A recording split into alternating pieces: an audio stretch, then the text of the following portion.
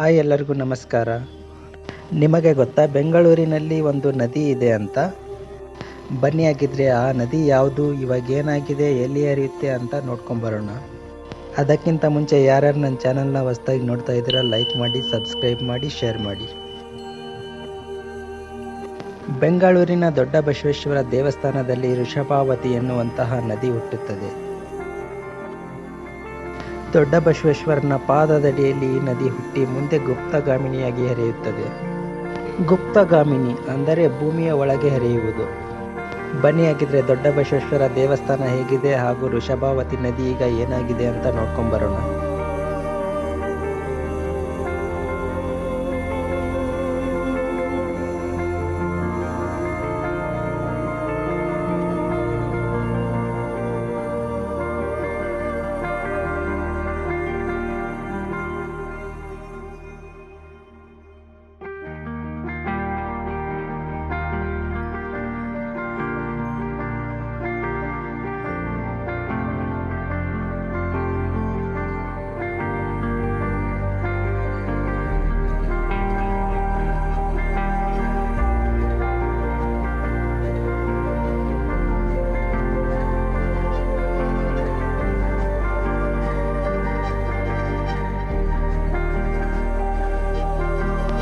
ಇದೇ ನೋಡಿ ಬೆಂಗಳೂರಿನ ದೊಡ್ಡ ಬಸವೇಶ್ವರ ದೇವಸ್ಥಾನ.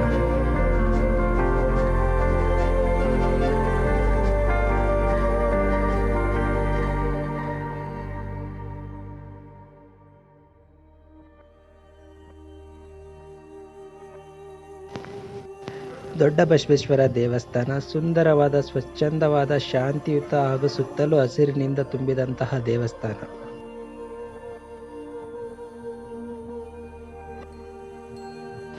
ದೊಡ್ಡ ಬಸವೇಶ್ವರನ ಮೂರ್ತಿಯು ತುಂಬಾನೇ ಎತ್ತರ ಹಾಗೂ ಸುಂದರವಾದಂತಹ ಮೂರ್ತಿಯಾಗಿದೆ. ಗರ್ಭಗುಡಿಯಲ್ಲಿ ಕಾಣಿಸುತ್ತಿರುವಂತಹ ಮೂರ್ತಿಯೇ ದೊಡ್ಡ ಬಸವೇಶ್ವರನ ಮೂರ್ತಿ.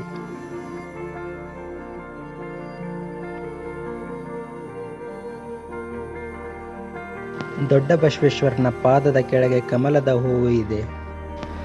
ಆ ಕಮಲದ ಹೂವಿನ ಕೆಳಗಡೆಯೇ ವೃಷಭಾವತಿ ಎನ್ನುವಂತಹ ನದಿ ಹುಟ್ಟುತ್ತದೆ. ಇಲ್ಲಿ ಹುಟ್ಟುವಂತಹ ವೃಷಭಾವತಿ ನದಿ ಇಲ್ಲಿಂದ ಗುಪ್ತಗಾಮಿನಿಯಾಗಿ ಹರಿಯುತ್ತದೆ. ವೃಷಭಾವತಿ ನದಿ ಹರಿಯುತ್ತಿದ್ದಂತಹ ಜಾಗದಲ್ಲಿ ಈ ಆಸ್ಪತ್ರೆಯನ್ನು ಕಟ್ಟಿದ್ದಾರೆ. ದೊಡ್ಡ ಬಸವೇಶ್ವರನ ದೇವಸ್ಥಾನದ ಹಿಂದೆ ಈ ಆಸ್ಪತ್ರೆ ಇದೆ. ದೊಡ್ಡ ಬಸವೇಶ್ವರ ದೇವಸ್ಥಾನದ ಹಳೆಯ ಫೋಟೋಗಳನ್ನು ನೋಡಿದರೆ ಆಸ್ಪತ್ರೆ ಇರುವ ಜಾಗದಲ್ಲಿ ದೊಡ್ಡ ಕೆರೆ ಇತ್ತು ಅಂತ ಗೊತ್ತಾಗುತ್ತದೆ. ಈಗ ಆ ಕೆರೆ ಕಾಣಸಿಗುವುದಿಲ್ಲ. ವೃಷಭಾವತಿ ನದಿ ಈಗ ಕೆಂಗೇರಿ ಮೋರಿಯಾಗಿದೆ. ಶುದ್ಧವಾದ ವೃಷಭಾವತಿ ನದಿಯಲ್ಲಿ ಬೆಂಗಳೂರಿನ ಜನರು ತ್ಯಾಜ್ಯ ವಸ್ತುಗಳನ್ನೆಲ್ಲ ಹಾಕಿ ಕಲುಷಿತ ಮಾಡಿದ್ದಾರೆ.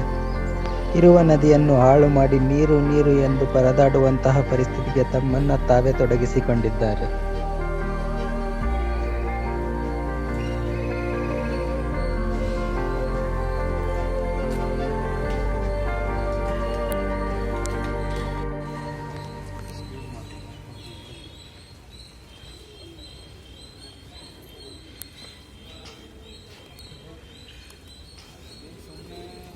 ಅವ್ರು ಇದ್ರಲ್ಲ ಇನ್ನೊಬ್ರು ಯಾರೋ ನಮ್ಮೂರವರೇ ಸಿಗೋದು.